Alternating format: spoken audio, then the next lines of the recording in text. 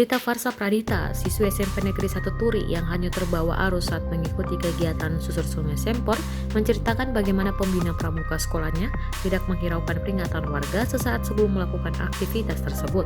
Tita menceritakan, sebelum memulai kegiatan, pembina pramuka sekolahnya telah diperingatkan oleh warga.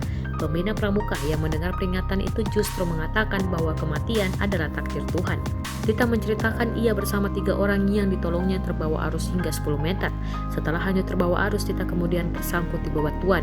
3 rekannya kemudian tetap hanyut terbawa arus, namun akhirnya tetap selamat. Tita yang saat itu tersangkut di bebatuan lanjut meminta pertolongan kepada warga.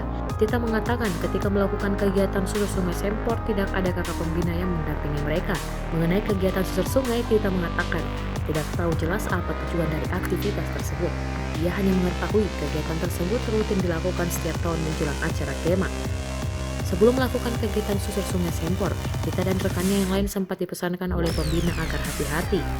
Tita mengakui ia juga mendengar peringatan dari warga setempat.